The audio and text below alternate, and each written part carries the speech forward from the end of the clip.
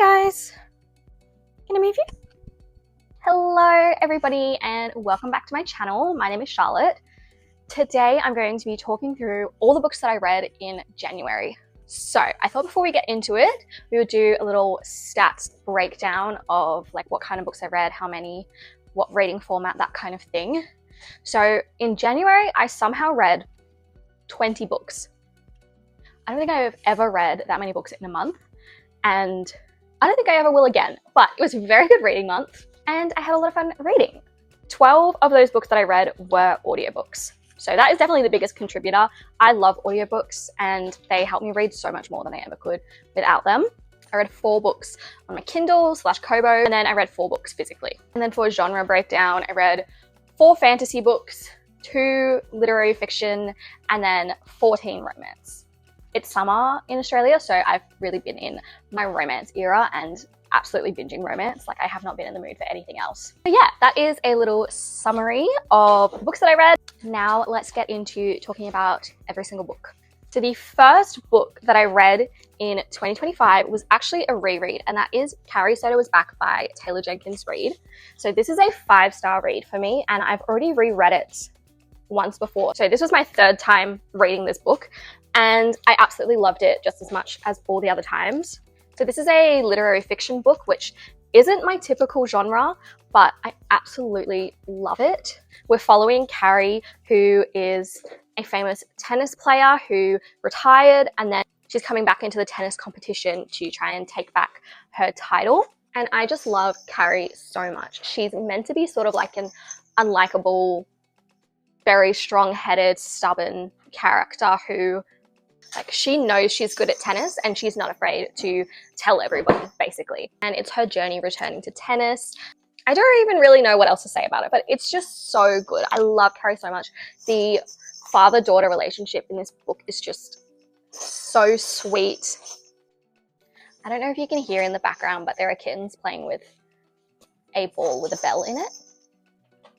I'm really hoping the mic doesn't pick it up too much, but that's just some nice background noise. But yes, Carrie, Soto is Back, first read of the year, 5 stars. I love it. Everyone should go read this. It's technically historical fiction, but it's literally from like the 90s. Now, the next book that I read was Iron Flame. So I reread Fourth Wing in December. I did Iron Flame in January, and both of them I did the graphic audio for my reread. If you haven't tried a graphic audio before, they are so good. They say they're like a movie in your mind, but like it actually is. They get a full cast of narrators, like one for every single character, and they have sound effects, and it's so fun. I really like it. And I remember I found Iron Flame quite long when I read it for the first time, and I still do think it's quite long, but the graphic audio was actually shorter than the regular audiobook, and so it didn't feel as long in my reread or re-listen. But yeah, I feel like I can't say too much about this because it would give spoilers. I loved Fourth Wing so much when I read it, and on both my rereads that I've done, I absolutely loved it as well. Iron Flame I still enjoyed. I really like the world and the characters and the general story, but I did find it a bit too long and slow and info dumpy at some points, but I still really enjoyed it. And that leads us into, this wasn't my next read, but I'll talk about it now, and that is Onyx Storm. So I read this quite quickly because I was really scared of seeing spoilers. I didn't end up seeing any spoilers, but I know a few people did, and that makes me really mad. But I went to a midnight release party for this, which was so much fun. So I literally got it so early, and I don't want to say too much because I know it's still sort of newly released, but I really liked this one. I gave it 4.5 stars. I liked it more than Iron Flame, but less than Fourth Wing. But my general thoughts on this one, I really liked the plot in this one. Like, I was genuinely really hooked the whole time. And what I really liked in this one was the characters. I feel like Violet really came into her own as like a strong character. I really liked the friend groups and the found family in this. I genuinely found it a really funny book because all the characters were like friends and making jokes with each other and stuff like that, and it just felt like really sweet. I am really sad that it's probably going to be like at least 2 years before the next book. So yeah, those are my thoughts. The next book I don't have a physical copy of, but that is Planet Barbarians. Did I ever think I was going to read an alien romance? No. And I have seen these books for so long and I was like, I'm not reading that. but it was my book club's pick for the month, so I committed to it, and I actually enjoyed it a lot more than I thought I would. It's a really short book, like it's like 200 pages or something. If you don't know what Planet Barbarians is, it's an alien romance series where each book follows a different couple, and there's like an overarching plot across all of them. But the plot of the first one, we're basically following this group of girls. They get kidnapped by one group of aliens who are not very nice, and they get taken away, and then they sort of get abandoned for a bit on this planet, and they don't know what's going on, and our main character goes out to go like investigate and see what's happening, and she runs into this other alien who is nice, I guess, and it forms from there. It was honestly one of the weirdest things I have ever read in my life, and I don't know if I'll continue the series. Probably if I'm just in the mood for something that's like really silly and easy to read, I'll read it. It's like quite funny. It's just extremely odd. And if you're curious, the reviews from book club are very mixed. We've got some 5 stars, we've got some 2 stars, so it really depends. Try it out. The next couple that I read were Next of Kin and Next to You by Hannah Bottom Young. These were very kindly sent to me by Harlequin, or more specifically Romance ANZ on Instagram, and I've been so excited to read them because I've heard amazing things about Hannah Bottom Young. Hello. What's up? And I read Out on a Limb at the end of last year, and it was 5 stars. I absolutely loved it. No. Let's not do that, hey? And these ones I really like too. So basically, I just feel like Hannah Bottom Young is going to be a new auto-buy author for me. Her books kind of remind me of like Abby Jimenez, Emily Henry, Hannah Grace, like those kind of vibes where they're really funny, like I'm laughing out loud. The characters have some kind of like relatability that I love. The romance is always just really sweet, and then there's always like a more emotional, deeper plot going on in the book that has me like tearing up and obsessed and even more attached to the characters. Okay, so in Next of Kin, both our main characters are fostering a sibling. You sort of learn about how they ended up in that circumstance, but because of their own personal situations, they're struggling to foster individually, and so there is this new sort of system where they get paired up and they can foster if they sort of live together, so that they can qualify financially and meeting all the other criteria, like living in the right area, etc. It's just really sweet. Like they don't get along at first, and then they do. And then Next to You, this one is a friends to lovers romance, and our main girl in this one is sort of going through an identity crisis, I guess, and she ends up buying a van to renovate, and her friend is like, I'll help you like renovate it and do everything like that, and then they end up spending a lot of time together and romance ensues, I guess.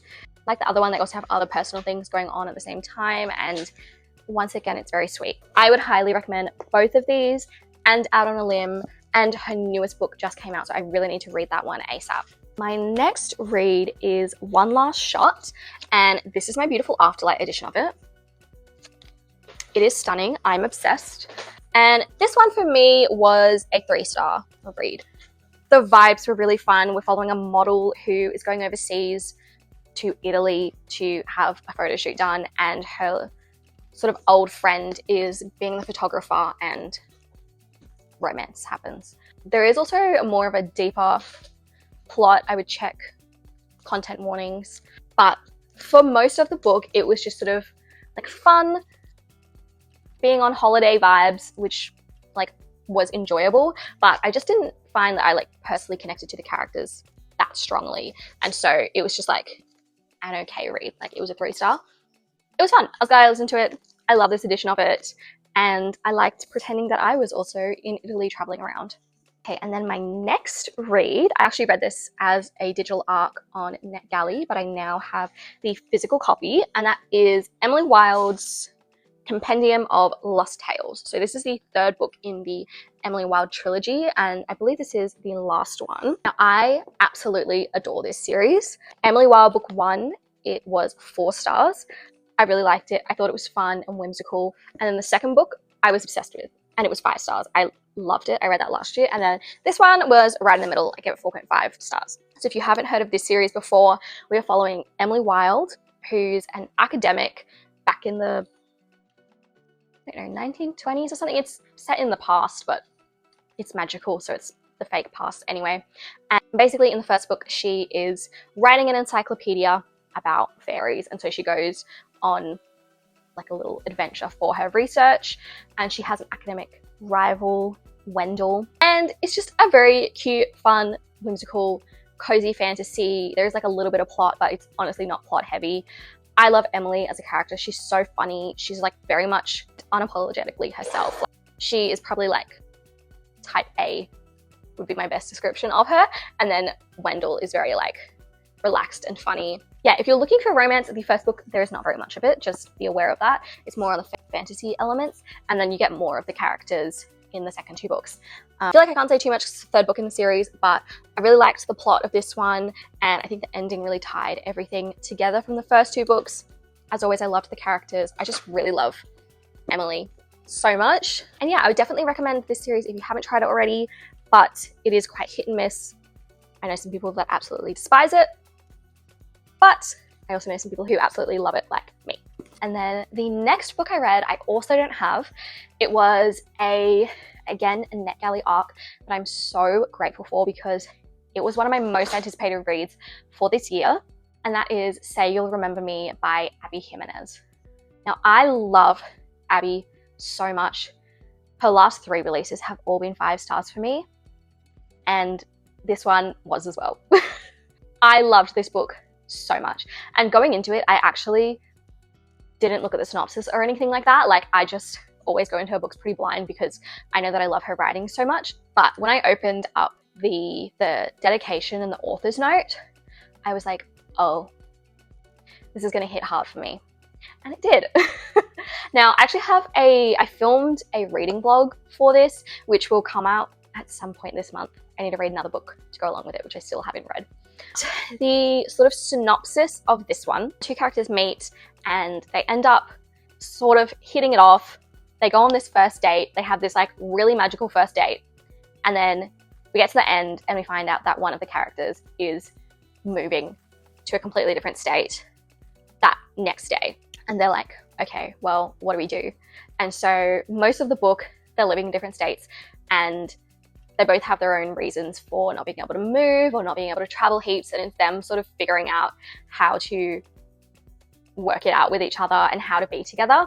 And first of all, I just really like that sort of conflict, I guess, in a book where it's not like there aren't underlying things about the characters and their personalities that don't get along. It's the circumstances, because you end up rooting for them so much and you're like, no, like, what are you actually going to do? Like, how is this going to resolve? And it feels sort of quite realistic, I guess, and kind of reminded me of Part of Your World in that sense.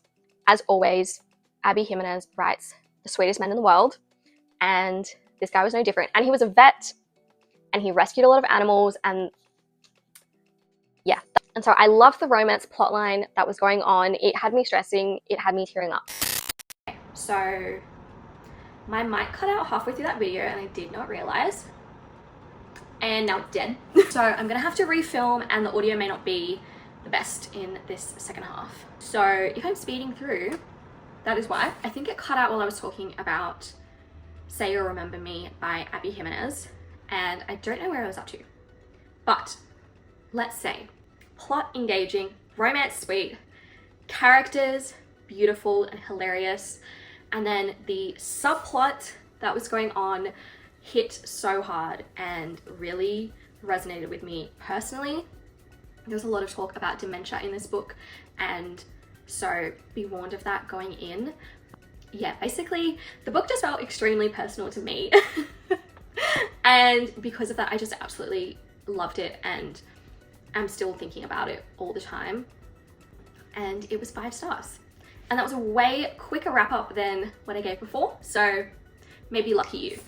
Oh, and I absolutely sobbed during it. And I have a million quotes that I have saved on my phone for me to annotate a physical copy when it comes out. The next book is a very different vibe, and it is Lights Out. This is a dark romantic comedy. if that makes sense. So I don't really read dark romance. It's not my thing. One of my friends had read this and she loved it, and she said she doesn't read a lot of dark romance, and so I was like, okay, I will give it a go. She very kindly bought me this copy, and so I was like, okay, I'm gonna give it a go. I had actually really high hopes, and I listened to the audiobook because a lot of people said the audiobook is really good and really funny, and I hated it, and I gave it 2 stars. I'm in the minority with this one because this is a really, really popular book, and people were messaging me being like, no, I love this. This is like one of my favorite books. It's 5 stars, etc. So I'm in the minority. I don't think dark romance is for me, and I think this has solidified that because this wasn't even fully dark romance. Like, it had the comedy element, and I still didn't really like it. I don't really know how to describe the plot other than like he's stalking her, and also he's wearing a mask, and she's like into it. And that's kind of the plot. The second half, the plot kind of changed completely, and I actually preferred the plot in the second half, but it didn't redeem it enough.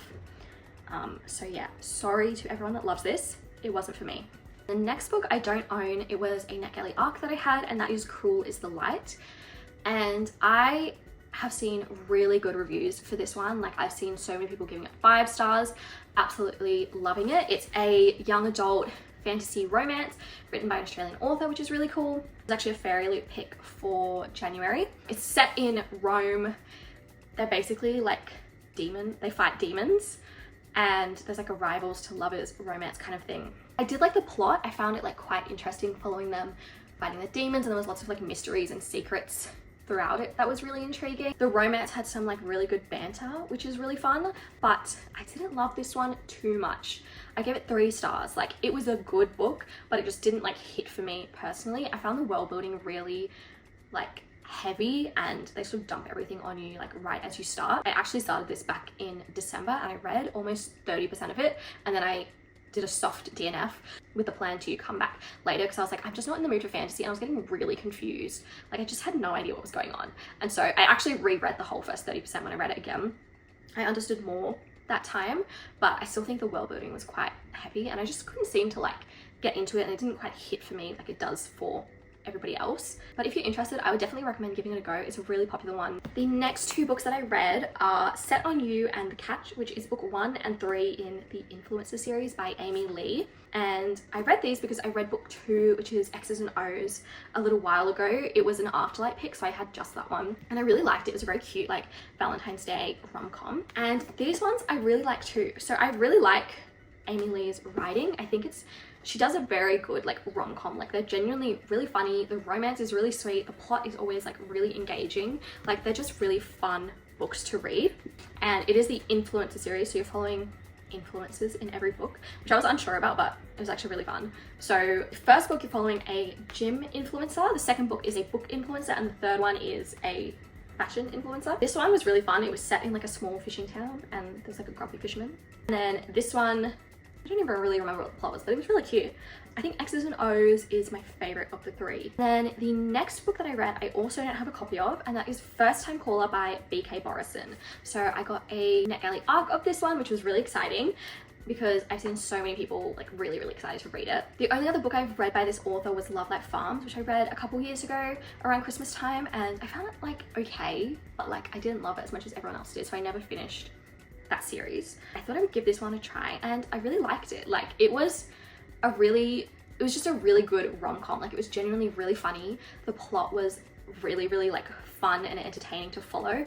We're following a radio host of a romance show who like gives advice on romance out, but he's kind of like lost his passion for love, I guess. And then a mum who, you know, wants a romance but has sort of like had no time, and she ends up joining the show, and they're like trying to find her someone who she can be in a relationship with.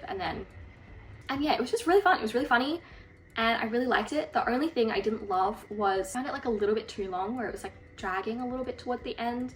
And I also found with some of the writing, it was quite like, I don't know the right word, but like a little bit sort of melodramatic sometimes, and like a little bit cringy. And like, I know that's to be expected with a romance. Like, sometimes they're cringy, and I read a lot of cringy romances, and like they're fun, like they're still enjoyable, but I don't know, this one just like, Sometimes they would like say something and it would just like take me out of the book a little bit. But overall, it was really fun and I would definitely recommend. Next few books are all along a similar theme, and that is Aussie authors. So I'm going to a Books and Bars event hosted by Dimmix Sydney in February with a panel of Aussie romance authors. So I thought I would give their books a go. So the first one is by Karina May, and it is That Island Feeling. And I also went to her book launch in January and it was so much fun. She is so sweet. She's a local Sydney author. And yeah, she's absolutely lovely. I would definitely recommend. I have her other two books that I haven't read them yet, but I now have them signed, which is very exciting. And this one was so fun. It was a perfect summer rom-com book. It's based on this fictional island, which it took me way too long to realize that it was fictional. I was like Googling this island and very confused that it didn't exist. It was fake. And then it was 2 hours from Sydney. And I was like, what island is 2 hours from Sydney? Anyway, just a rom-com set on an island with like a local fisherman. I can't remember if he's a fisherman, but it's just really cute and like very fun vibes, but it also had like an emotional plot line. This one also was a book talking about dementia, so that really added a lot of depth and emotion to it. I would definitely recommend. The next one is Sit Stay Love, and this is a romance that follows a woman who owns a pet rescue, which I absolutely love because I love reading about pets and especially people who rescue them. And this one was actually a love triangle between her and this like movie star. And I got the vibes that it was like based on sort of like the Hemsworth brothers. I don't know if that's actually true, but that was the vibes I got. And then also with her longtime best friend who is a vet and helps out her pet rescue. Now, I didn't know this was a love triangle going in, which is my bad because there's literally two guys on the cover. But I don't love love triangles, and I think that is where this book kind of lost me, because I find with love triangles, most of the time I end up kind of not liking anybody involved with it. But I will say, I really liked the writing. I really liked characters. I thought it was a really funny book. I liked the pet rescue. And yes, I think it was like a well-written book. I just don't love love triangles. The next one is The Matchmaker. This is another local Sydney author, I'm pretty sure. In this one, our main character is a matchmaker, although not a completely traditional one. And then the guy, his parents want him to find a match basically. And this was really good. Like I really, really liked it. The two characters were really funny. They sort of would like go between like really hating each other one second and then like getting along super well the next second. And I just found their romance like very sweet and like it felt kind of like realistic the way they sort of like became friends first. Just, I really liked this. I thought it was very well written. It had like an emotional part to it as well, but then it was also really funny, and yeah, it was really good. I would highly recommend this. And the last Aussie author book that I have is 5 Bush Weddings. And this one was one where like the first chapter that I read, I was like, I really like this. Like I really like the writing of it. It was so fun. So we are following a photographer who does a lot of bush wedding photography, I guess. And I think it says it on the front. Always the photographer, never the bride. And we're following her romance with her longtime best friend, basically. And this book was really fun. I loved like going to all the weddings with her as the photographer. Like it was really fun. The characters in this book were really enjoyable. Like they were funny and engaging, like all the side characters as well, that it like kept the plot like really interesting. The only thing with this one is towards the end, I felt like the plot sort of started getting a bit chaotic and it lost me a little bit. But overall, I had a lot of fun with it. And they also mentioned like multiple times this Bush Bachelor reality TV show, which I feel like was kind of the vibes of like The Bachelor slash with like Farmer Wants a Wife. And honestly, it just made me really want a book about this like Bush Bachelor reality TV show. So I would really like that. And yeah, this was really, really fun. And then we have I Am Not Jessica Chen by Anne Liang. And this was very kindly sent to me by Harlequin, which I was so excited about. This is a young adult book and it's kind of literary fiction slash magical realism, I guess. And in this book, we are following Jenna Chen, and she has a cousin called Jessica Chen. Basically, you see through her eyes that Jessica is like this perfect person. She is really good at school. She's really beautiful. She has all these friends, like everybody loves her. And basically in comparison, Jenna like never feels like good enough. She always feels like she's trying really hard, but she can never live up to her cousin's sort of standards. And then one night she sees a shooting star and she makes a wish that she was Jessica Chen. And then she wakes up the next morning, she's in her body, and she gets to live out Jessica's life, basically. Yeah, the plot of this one was really interesting. Like it's quite short and I was hooked the whole time. Like I really could not put it down. And I think the story that it was telling was written really well, especially since it's sort of targeted towards a younger audience. Like I feel like I would have loved to read this when I was in high school. I found myself relating really hard to both characters involved. Like Jessica is sort of like the overachiever, like gets really good grades, but really she's like burning out, like she's putting so much pressure on herself, she's constantly stressed. Like I found like I could really relate to that. But then also I feel like Jenna was really relatable in the way of like not feeling good enough and like constantly comparing yourself to somebody else. And I feel like a lot of people can relate to that, like no matter how hard you try and just not feeling good enough. And so yeah, I really like this book. I thought it was really well written. And the final book for January was Spiral. And this is book 2 after Collide. And I am so grateful I've got an ARC copy of this book from Bloomsbury from the event I went to last year. I'm so grateful for it. I really loved Collide when I read it last year. It's a hockey romance and it was just so much fun. And this one was no different. I absolutely loved our two main characters. Sage in particular was such a funny main character. Like I absolutely loved her and her sass, and the banter was really funny. The romance between the two of them was like very sweet, very wholesome. He is a hockey player and she's a ballerina, and they're both sort of going on this journey of trying to figure out their careers and like establish themselves and, you know, going on their own personal growth journeys, which I really liked. I also really like the found family in this series. They've got like a good group of friends that is like, first of all, was really funny hearing about, but also it's like very wholesome that they've like got this like really good support system around them. Yeah, I really liked it. I gave this one 4.5 stars, same as I gave Collide. I'm really excited for the next one in this series. Hey, I have been filming for so long. It is now dark. I have refilmed that whole last part. I'm exhausted. I just spoke for so long. If you are still here, thank you so much for watching. I hope that you enjoyed my wrap up. I'm really excited to see what I read in February. It will not be this many books. But yeah, thank you so much for watching and I will see you in a future video. Bye! I'm looking for a